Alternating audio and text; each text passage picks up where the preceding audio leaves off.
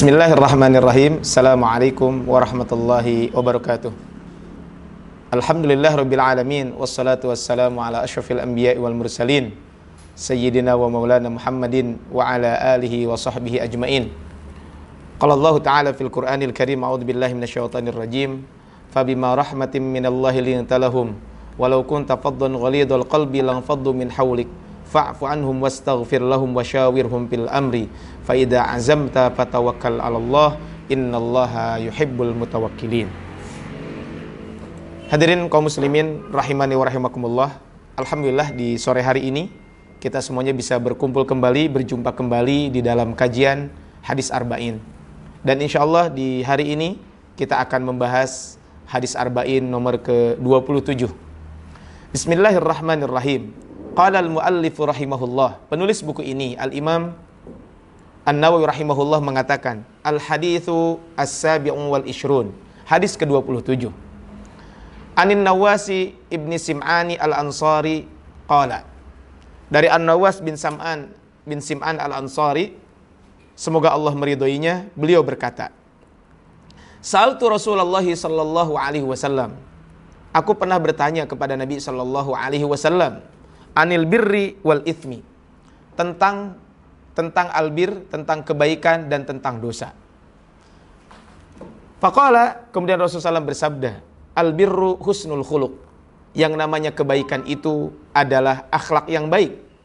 Wal ithmu, sedangkan yang namanya dosa adalah mahaka fi sadrika, sesuatu yang meresahkan dadamu.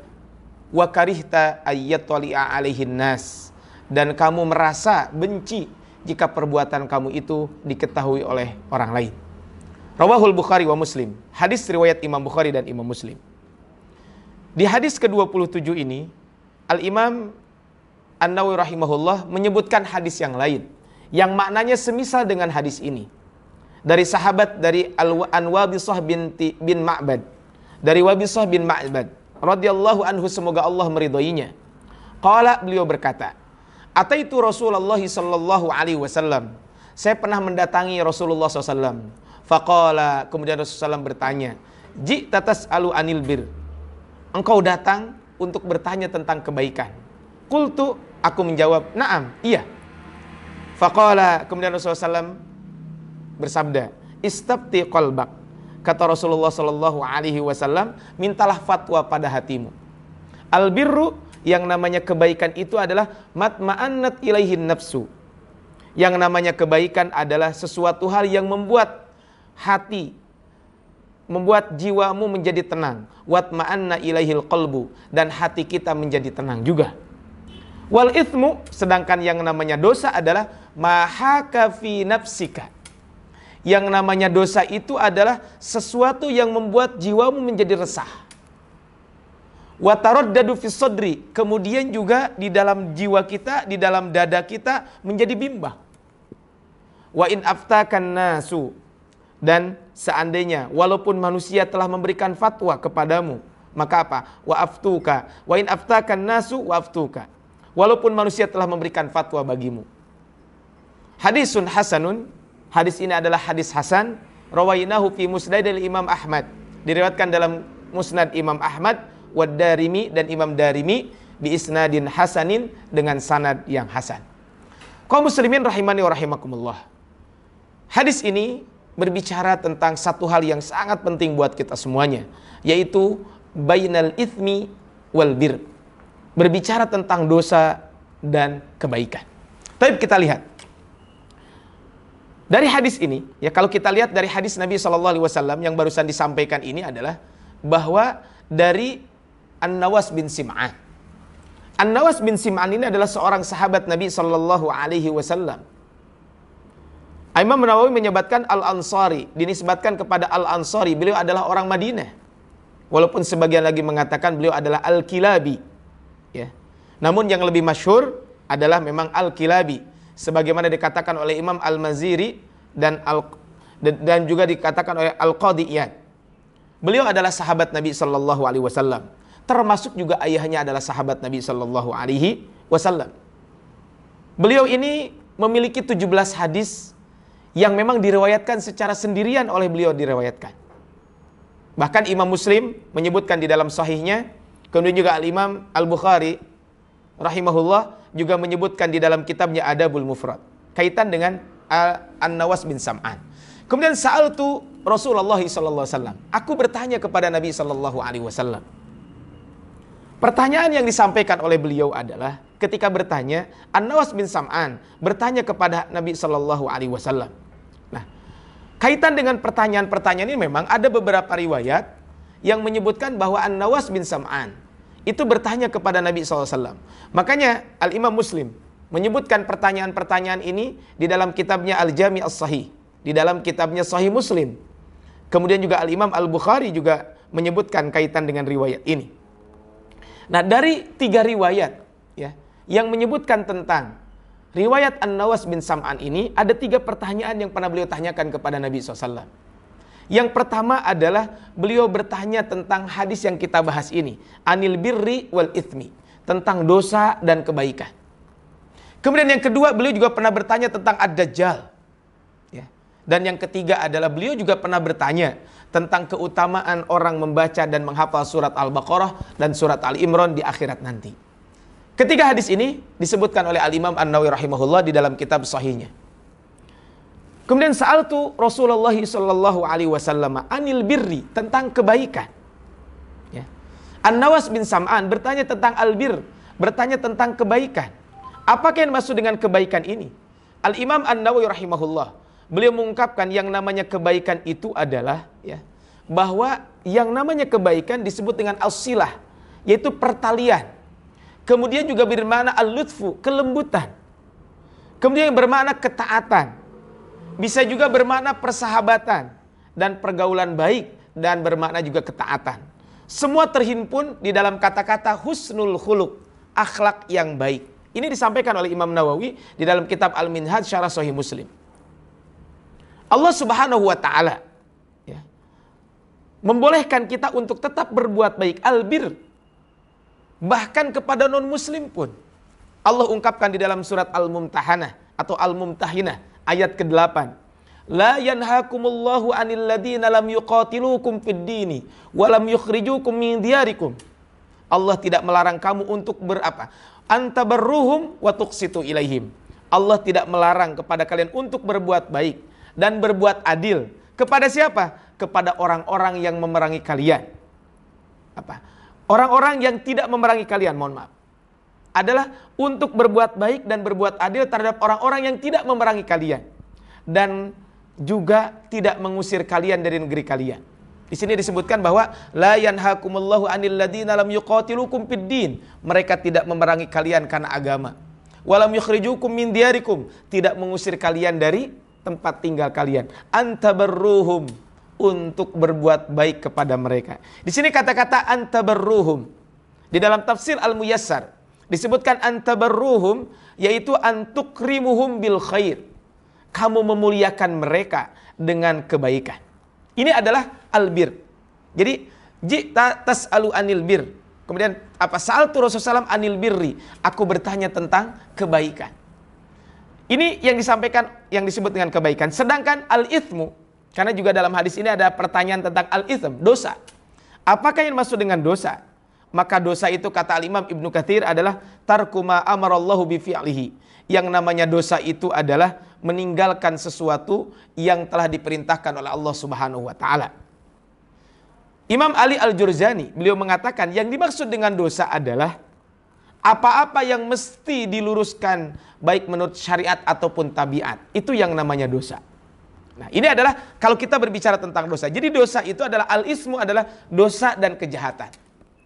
Sehingga kalau kita berbicara tentang hadis Nabi SAW ini, maka albir wal ithm. Apakah yang dimaksud dengan albir?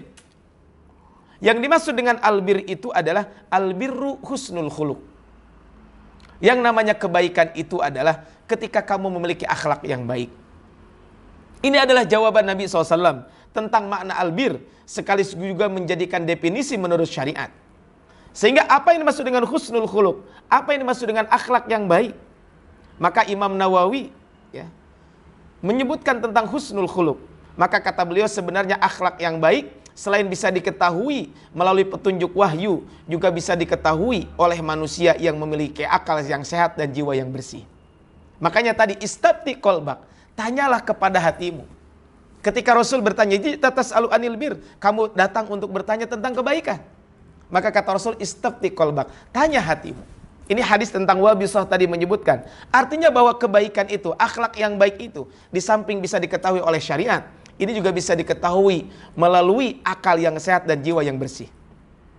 Sehingga Syekh Ismail Al-Ansari rahimahullah, beliau mengungkapkan, salah satu bagian dari ketakwaan yang tidaklah sempurna takwa kecuali dengannya, sesungguhnya disebutkan dia secara khusus karena adanya kebutuhan dalam menjelaskan sebab. Karena tadi albirru husnul khuluq.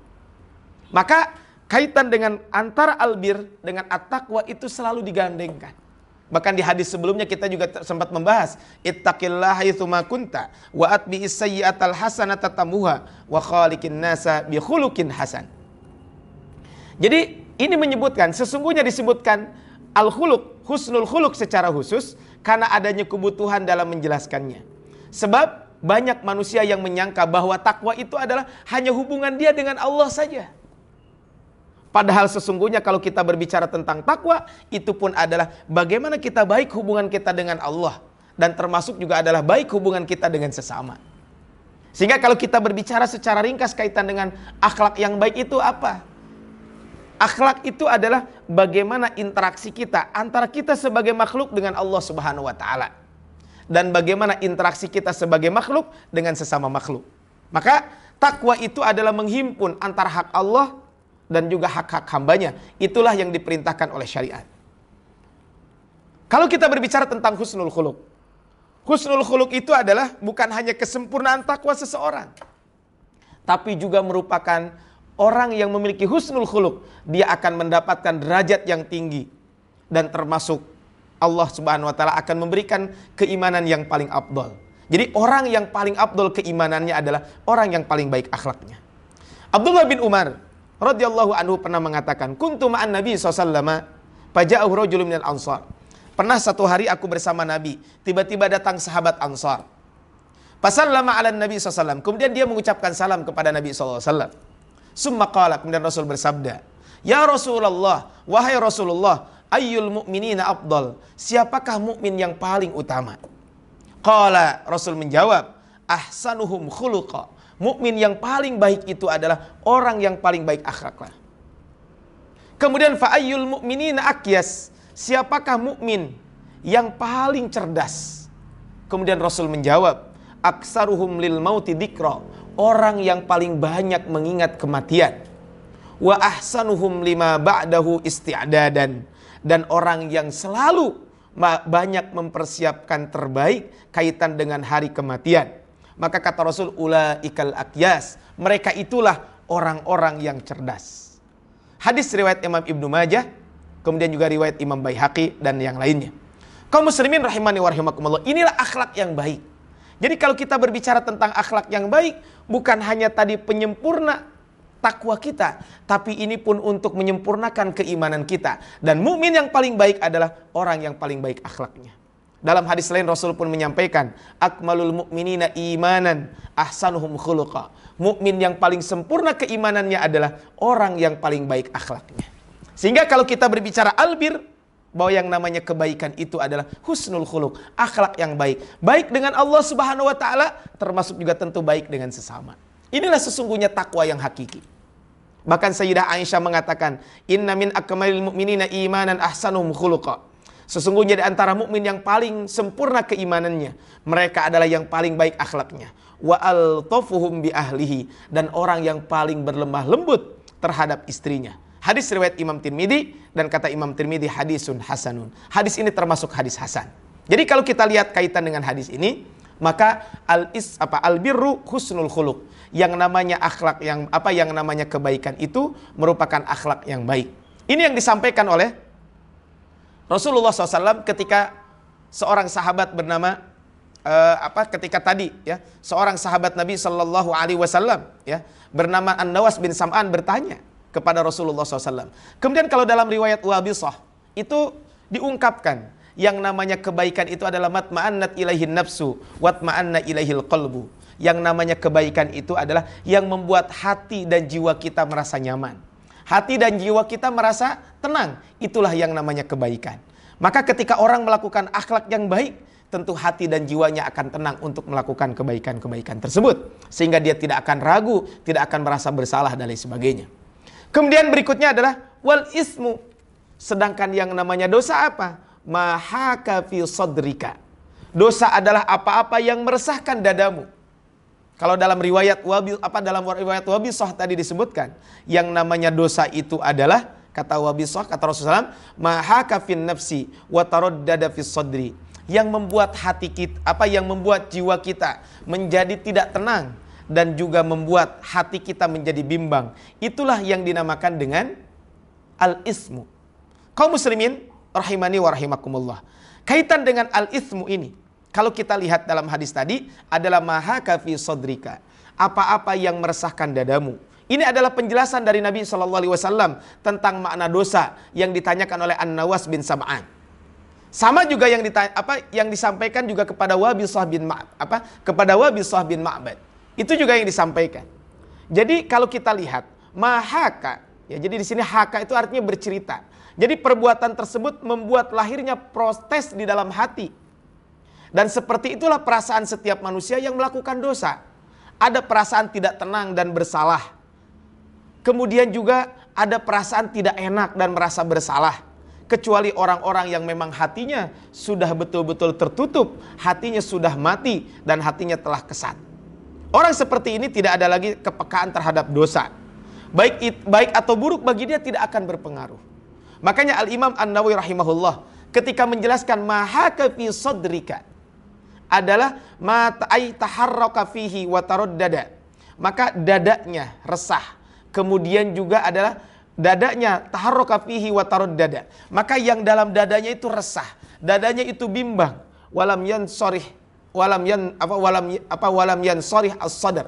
Kemudian juga tidak membuat hatinya menjadi lapang. Ini adalah orang yang melakukan dosa.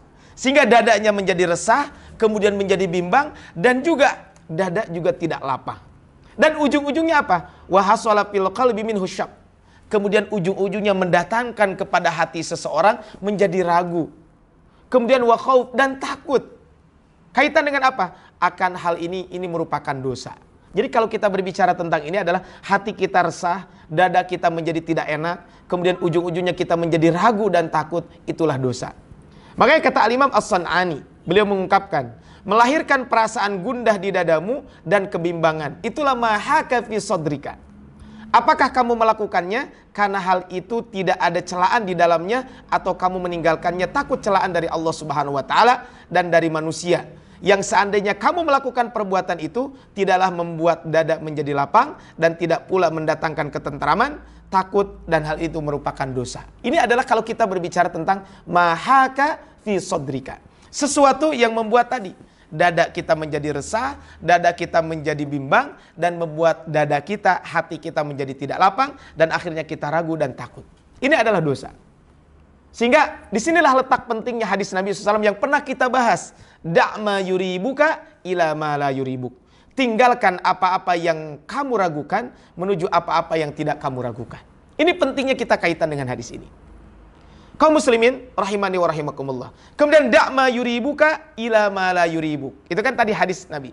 Kemudian kalau hadis kaitan dengan al-ismu, mahaka fi sadrika wa karihta ayyattali'a alaihin nas. Dan kamu benci jika perbuatan tersebut diketahui oleh manusia. Kamu tidak suka, kamu tidak senang, dan kamu malu jika perbuatan itu diketahui oleh manusia. Makanya betul kata Nabi SAW, Idza lam tastahi fasna ma syi'ta. Jika kamu tidak malu, silakan lakukan perbuatanmu semaumu.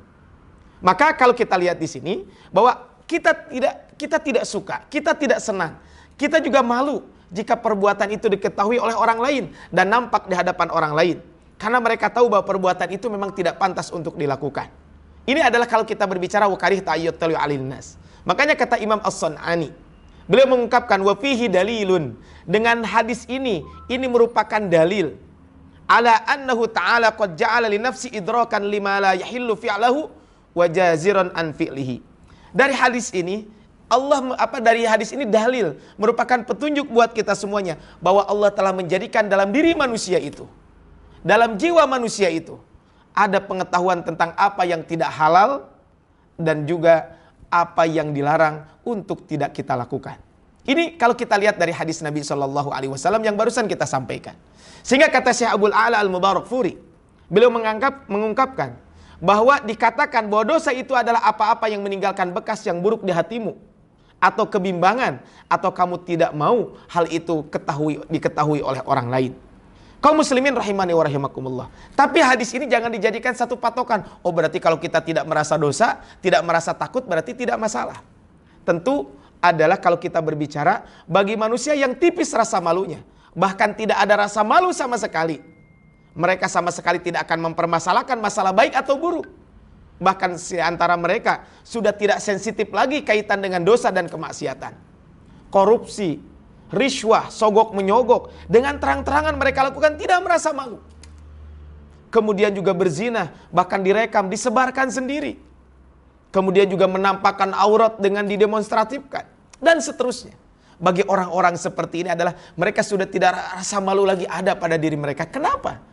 Karena memang mereka itu adalah rasa malunya sudah hilang dan mungkin hatinya sudah mati. Naudzubillahi min dzalik. Maka penting bagi kita semuanya untuk selalu menjaga ruhiyah kita, menjaga mentalitas kita, menjaga keimanan kita, agar Allah Subhanahu wa taala memberikan kepada kita basirah, mata hati, untuk mengetahui baik dan buruknya secara jelas dan tidak samar. Dan memohon kepada Allah Subhanahu wa taala agar kita diberikan kekuatan untuk melakukan kebaikan-kebaikan dan kita pun menjadi orang-orang yang baik. Kaum muslimin rahimani wa rahimakumullah. Dari hadis yang kita bahas ini ada beberapa pelajaran penting yang bisa kita ambil pelajaran. Yang pertama, hadis ini untuk sekian kalinya menunjukkan kedudukan Rasulullah SAW di tengah para sahabat, di tengah manusia. Rasul itu adalah sebagai qaidun. Beliau ini adalah pemimpin. Beliau juga adalah wa'idun, juru nasihat, orang yang selalu memberikan nasihat. Rasul juga adalah tempat bertanya, dan Rasul juga adalah problem solver. Rasul adalah setiap permasalahan yang dimiliki oleh para sahabat, maka Rasul selalu memberikan jalan keluar. Sekaligus menunjukkan bagaimana kedekatan Rasulullah SAW dengan para sahabat Nabi SAW. Beliau sangat dekat dengan para sahabat, sehingga para sahabat berani bertanya kepada Rasulullah SAW. Ini harus menjadikan pelajaran kepada kita semuanya, bahwa kita harus selalu dekat dengan masyarakat. Kita selalu berkhidmat. Kita selalu melayani masyarakat. Kenapa? Walaupun bagaimana, itu adalah orang di sekeliling kita, perlu kita saling membantu satu dengan yang lain. Kembali tadi bahwa Rasulullah SAW adalah menjadi problem solver. Maka kita semuanya sebagai kader-kader dakwah harus selalu menjadi pribadi-pribadi yang siap untuk membantu masyarakat, menyelesaikan segala permasalahan masyarakat, termasuk adalah tempat bertanya masyarakat kepada kita. Kalau kita lihat di dalam Al-Quran, Rasulullah SAW adalah menjadi orang yang selalu menjadi orang yang siap ditanya dalam kondisi apapun. Makanya di dalam Al-Quran banyak kata-kata yas'alunaka anil ahillah, yas'alunaka anil haram. Banyak mereka bertanya tentang hilal, mereka bertanya tentang berperang pada bulan-bulan haram. Ya. Kemudian yas'alunaka anil khomri wal maisir. Mereka bertanya juga tentang judi dan tentang khomer. Mereka juga bertanya tentang hari kiamat dan lain sebagainya. Ini menunjukkan bahwa ayat-ayat ini menjadikan pelajaran bahwa Rasulullah SAW, bahwa sering para sahabat bertanya kepada Nabi SAW. Tentu kita sebagai kader-kader dakwah adalah siap menjadi problem solver. Orang yang selalu memberikan solusi. Dan Rasul adalah selalu dilakukan itu. Kita jadikan Rasul sebagai qudwah. Rasul adalah sebagai suri tauladan kita. Makanya di dalam Al-Quran sampai disebutkan Muhammadur Rasulullah. Muhammad itu adalah utusan Allah. Walladina ma'ahu, dan orang-orang yang bersamanya. Ini bayangkan gambaran kebersamaan Rasul dengan para sahabat. Asyidda'u 'alal kuffar ruhama'u bainahum. Mereka itu adalah orang-orang yang bersikap tegas, bersikap keras kepada orang-orang kafir, dan mereka belas kasihan sesama para sahabat ketika itu. Yang kedua, kaum muslimin rahimani wa rahimakumullah, dari hadis ini juga pelajaran buat kita semuanya. Hadis ini menunjukkan perhatian yang begitu besar dari para sahabat Nabi SAW tentang pembinaan moralitas. Ini adalah penting buat kita semuanya. Dalam konteks pendidikan kita, dalam konteks kita berkeluarga, dalam konteks apapun, masalah moralitas ini adalah sangat penting. Makanya tadi sahabat bertanya, anil birri wal ismi, tentang kebaikan dan keburukan. Ya. Makanya kalau kita lihat, mereka itu selalu bertanya kepada Nabi tentang akhirat dan agama. Hal ini ditunjukkan oleh pertanyaan tadi, albir, kebajikan, al-itham, dosa. Kepastian apakah itu kebajikan dan dosa sangat jelas diperlukan oleh kita sebagai seorang muslim. Agar mereka melakukan hal-hal yang jelas yang memang Allah perintahkan. Dan mereka pun menjauhi terhadap apa-apa yang Allah larang. Makanya kata Syekh Ismail Al-Ansari rahimahullah menjelaskan tentang albir. Kata beliau, wahwa ibaratun. Yang namanya kebaikan ini merupakan sebuah ibarat. Maqtadahu syara' wujuban au nadban. Yang telah merupakan ibarat tentang perbuatan. Perbuatan tersebut ditetapkan oleh syariat. Baik itu berupa perbuatan yang wajib ataupun perbuatan yang sunnah. Ini pelajaran yang kedua. Pentingnya moralitas dalam kehidupan kita. Yang ketiga, kaum muslimin rahimani wa rahimakumullah, pentingnya akhlak yang baik. Dan akhlak yang baik ini adalah tentu koridornya adalah kita sebagai orang yang beriman. Adalah koridornya adalah nilai-nilai agama. Nilai-nilai Al-Quran dan hadis Nabi SAW. Makanya kalau kita lihat dari sini, hadis ini menunjukkan tentang pentingnya akhlak. Tentang kedudukan akhlak yang baik. Sebab ini adalah kebajikan. Sekaligus stimulus kepada kita untuk membina diri agar kita memiliki akhlak yang baik. Di sisi lain kalau kita berbicara tentang akhlak, akhlak juga akan mengantarkan orang yang memiliki akhlak yang baik. Pribadi yang baik itu adalah menuju kepada surga Allah Subhanahu wa taala, dan tentu faktor utamanya adalah kita akan diberikan timbangan yang berat kaitan dengan kebaikan yang kita lakukan. Makanya Rasulullah SAW mengatakan, su'ilan Nabi SAW an aktsari ma yudkhilun nasal jannah. Rasul pernah ditanya tentang satu amalan yang akan banyak memasukkan orang ke surga. Apa kata Rasul? Dua hal, taqwallah wa husnul khuluq. Takwa kepada Allah dan memiliki akhlak yang baik. Ini disampaikan oleh Nabi SAW. Kaum muslimin rahimani wa rahimakumullah. Syekh Abdurrahman Al-Mubarak Furi mengatakan, ai ma'al khalqi. Maksudnya adalah kata beliau, yakni akhlak bersama makhluk. Yang mana kalau kita lihat paling rendah adalah tidak menyakiti mereka. Dan yang paling tinggi adalah berbuat baik kepada siapapun yang telah berbuat buruk kepadanya. Ini adalah kalau kita taqwallah wa husnul khuluq. Bahkan beliau pun pernah menyampaikan, ya, berkata At-Tayyibi, kata beliau, taqwallah isyaratun ila husnil muamalati ma'al khaliq. Takwa kepada Allah ini memerlukan isyarat bagaimana kita berinteraksi, bagaimana kita berhubungan dengan Allah Subhanahu wa taala dengan menjalankan segala perintah dan menjauhi segala larangan. Wa husnul khuluq, sedangkan akhlak yang baik adalah ini menunjukkan husnul muamalati ma'al khalqi. Maka ini menunjukkan kita harus selalu berbuat baik, kita selalu baik bagaimana interaksi kita dengan sesama makhluk. Wahatanil khoslatani, dan sedangkan dua hal tersebut, takwa kepada Allah dan husnul khuluq, mujibatani lidukhulil jannah, merupakan satu hal yang mesti dua perbuatan ini mesti agar masuk ke dalam surga Allah Subhanahu wa taala, wa naqiduhuma lidukhulin nar, dan juga dengan kita melakukan itu kita akan mencegah dari api neraka. Itu yang ketiga. Yang keempat, kaum muslimin rahimani wa rahimakumullah, pelajaran bisa kita ambil dari hadis ini adalah bahwa perbuatan baik ini Nabi SAW menerangkan dengan ciri-ciri. Pertama adalah melakukan akhlak yang baik. Yang kedua adalah perbuatan itu membuat hati dan jiwa kita tentram. Jadi ini adalah akhlak yang baik. Yang namanya kebaikan itu adalah maka akhlak yang baik. Kemudian membuat pelakunya hatinya tentram, hatinya juga tenang. Jiwanya tentram, hatinya tenang. Sedangkan dosa adalah apa-apa yang membuat hati dan jiwa itu menjadi tidak tenang, menjadi tidak tentram. Dan kita takut dan malu jika perbuatan tersebut diketahui oleh orang lain. Ini sangat sederhana sebenarnya ketika berbicara tentang ini. Nah, kemudian yang kelima adalah pelajaran buat kita semuanya. Dibolehkannya kita meminta fatwa kepada hati kita. Walaupun hati telah memberikan jawaban untuk kita. Tetapi kapan kita boleh meminta fatwa kepada hati? Karena Rasul tadi mengatakan, istafti qalbak, tanyalah hatimu. Ada syarat-syaratnya. Kata para ulama mengatakan yang pertama, syaratnya adalah ketika masalahnya itu masih samar. Dan kita mengalami keraguan dari jawaban karena kesamaran tersebut. Jadi ketika masalahnya masih samar. Yang kedua adalah tidak berlaku bagi orang yang dikenal ahli maksiat, atau jahil, atau bodoh terhadap agama dan pengikut hawa nafsu. Ini tidak berlaku. Istafti qalbak ini tidak berlaku bagi ahli maksiat. Karena khawatir nanti kalau ditanya kepada hatinya, tentu kalau hatinya kotor sulit untuk mendapatkan basirah, mata hati yang bersih dari Allah Subhanahu wa taala. Dan yang ketiga adalah tidak berlaku untuk masalah yang sudah jelas dan pasti. Baik itu tertulis dari Al-Qur'an atau hadis Nabi sallallahu alaihi wasallam dan sudah jelas dengan gamblang dan itu sudah konsensus para ulama. Contoh, Sholat itu wajib atau tidak? Itu tidak perlu istabti qalbak, karena sudah jelas sholat itu wajib.